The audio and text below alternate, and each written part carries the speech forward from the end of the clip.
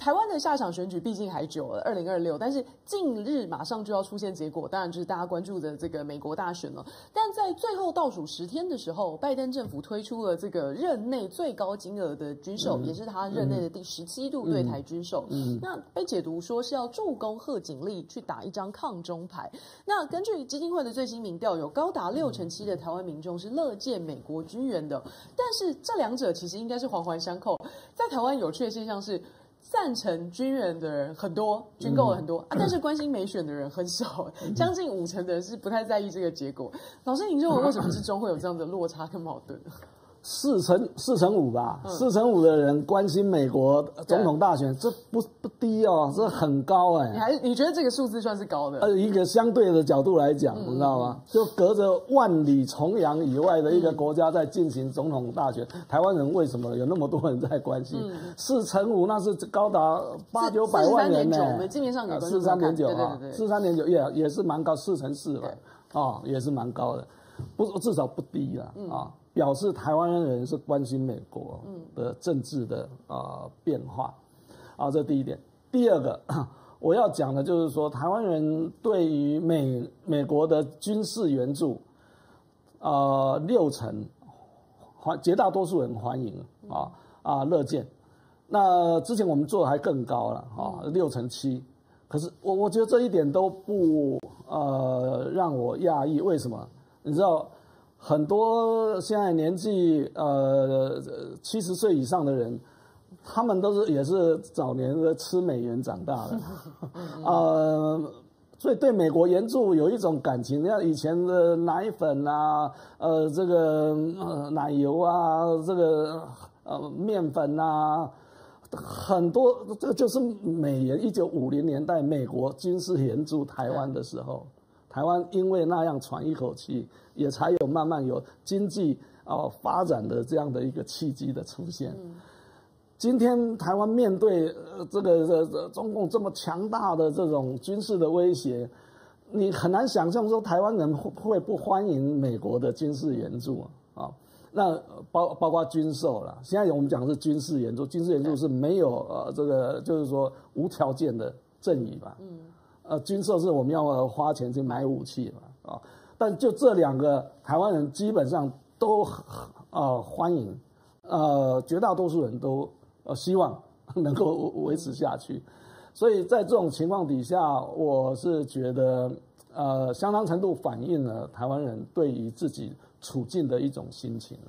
但是好像也不是说买的越多越安心因为那个国防信心看起来是很起伏跌宕，尤其2016到2024这8年之间呢，对国防信心的变化起伏很大。2020的时候是两者一度交叉，为什么是在那个时间点？对，那个像是一个我现在形容都是火钳型的一个，就是说从过去8年看起来，台湾人在国军防卫台湾能力的信心上面出现了蛮大的转变。之前有60%以上的人是没有信心的。那为什么会开始出现有信心呢？我的感觉就是从美中交恶之后，然后美国对台军售，然后美台的军事合作更多之后，包括有些时候会传出那些新闻，就是美军实际上也在台湾在训练台湾的国军那等等，就是说美台之间的军事合作是越来越密切。那个是过去这几年的事情。在那些事情还没有很明显发生的时候，2020年以前，那一般人的确是对国军的防卫能力是有信心严重不足。为什么？因为听到的都是中国军事非常的强大，已经强大到根本这个没办法抵挡。包括我们的马前总统都公开讲说，这个首战及终战啊，这个只要中共一开战，台湾就完了。像这么有代表性的前国家元首、前3军统帅都这样讲的时候，难免也会影响到一些人对国军的防卫能力是没有信心的。当然，这个我觉得原因不会只有这个，原因是很复杂的。那这个里面也可能也包括，国军长期以来你现在看，包括现在这个花了更多的钱在这个买装备，更多的精神放在这个包括兵役制度的改变。可是你不觉得台湾的国防部或者是政府在这一个部分，就是说跟人民之间的沟通长期是不足的，长期是不足的。最近唐华海军司令出来讲说，台湾的政府怕多说一些什么，让人民没有信心，因此人民可能对于国防的事情可能了解不是那么多。我觉得这就是根本的问题啊。其实我们面对中共的这种三不五时就跟你来一个封锁，军事封锁，然后这个飞机飞来飞去，我觉得要能够做到军民一体，就是说让人民打从内心的，不管我们会面对多大的这个军事上的威胁困难，我们就要支持这个政府，支持国军。那你要有这样的一种心理的出现，你必须让人民了解状况。我觉得历届政府不是只有这目前的民进党政府，包括国民党政府，长期以来其实这一块其实是这个守得密不透风的，国军情况怎么样，其实人民不大了解。但是面对这样的危难，这个中共的威胁，这是每一个人的事情啊。所以我觉得政府还有很多事情没有做好，或者做得不够的。确实，因为10月份的时候，两者的距离又拉得更开了一些，就是没有信心的人已经超过一半了，又增加了。对。然后比有信心的人多出5个百分点，这个已经超过这个误差值了。这是一个危机。您认为关键因素是什么？我觉得，从2022年的裴洛西访台之后，这个中国的这个全面封锁台湾，然后发射飞弹，然后你知道那一次裴洛西那一次军事演习是真的是有可能是来真的。共军离开台湾最近的距离只有9海里啊，在小琉球附近啊。可是台湾人当时也是老神在在，也没有在怕了啊。但是这个随着过去这几年越来越多的这种中国的这些军事的威胁，包括赖总统上任到现在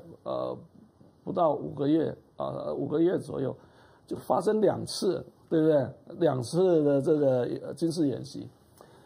我倒觉得有一件事情大家要去注意到，就是说，台湾人对国军没有信心，其中有一个重大的一个特质，就是说年轻人比年长的人更没信心，比例更高。这不是好现象。对，老师讲的这个现象就是说，如果以这个报告来看差不多简单来讲，就是越老的人对国防信息越有信心，然后越年轻的越没有信心。你觉得会不会是因为这个所谓超过65岁的那一代、那一辈、那个世代，可能经历过我们当时那个外岛军事冲突的那个对抗，所以对战争的威胁是有一些记忆，然后对那个时候的国军的正面印象形象延续到今日所致。我觉得你讲的这是非常重要的一点，政治世代的这种差异性啊。那老一辈的人的确也经历过823炮战啊，这些古宁头啊，然后这个中共的炮战其实一直打到1979年嘛。那打久了之后可能也觉得没什么啦，这种反正就是这样子啦啊。可是我们现在的 young generation 这个40岁以下的人没有经历过那一段啦，然后几十年前的中国是很封闭落后的一个中国嘛，尤其是在美军协防台湾的时候，台湾人真的可以这个高枕无忧嘛，对不对？现在不是啊，现在是中国强大起来，那比30年前、40几年前那不晓得强大多少倍。年轻人的这种担忧是有道理的，但我觉得也因为这样，其实政府跟年轻人的沟通才要更多，让年轻人更了解实际的状况是怎么样，然后这种台湾命运共同体的意识能够更强一点，然后更愿意为这个这个岛屿这个国家这块土地去打拼。我觉得这种方面的这种加强其实是很重要的，但是政府其实做的都不够了。对，确实，最后就想请教老师了，因为如果对国防信心两极化，绝对不是一个好事，因为不管来犯者是谁，终究还是得大家一致对外。那执政党或者说就直接讲民进党，应该做些什么，让这个两极能够尽量趋同，往中间靠呢？我觉得，多让民众了解一些事情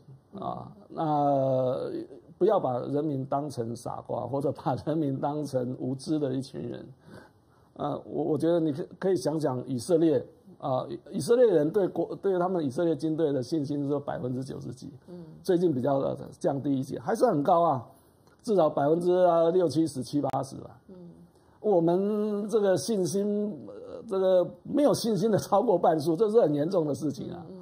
要把它当成一回事我觉得。长期以来，我一直有这种感觉，不管是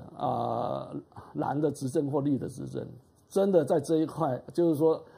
国家领导人、三军统帅也好，或者是国防部长，或者是我们的三军的这个将领，以前我们小时候的时候，对这个空军总司令是谁都脱口而出都可以讲出来，海军总司令是谁，陆军总司令是谁，现在没有人知道，或很少人知道他们是谁。怎么让国军跟社会更紧密的这种关系啦让军爱民，民敬军人民也爱国军。我觉得以前做了很多了，以前那个两蒋时代说了很多这个，但是都是讲了很多，但实际上怎么样我们先不谈。但是以今天台湾所面临的这个情势，我觉得政府应该更坦诚的。把我们面对什么样的一个情况，我们的优势在哪里，我们的弱势在哪里，我们更真诚的跟人民报告，让人民知道更多，才能够更强大。谢谢董事长今天接受我们访问，也感谢大家收看本周的今天谁来配，我们后会有期哦，拜拜。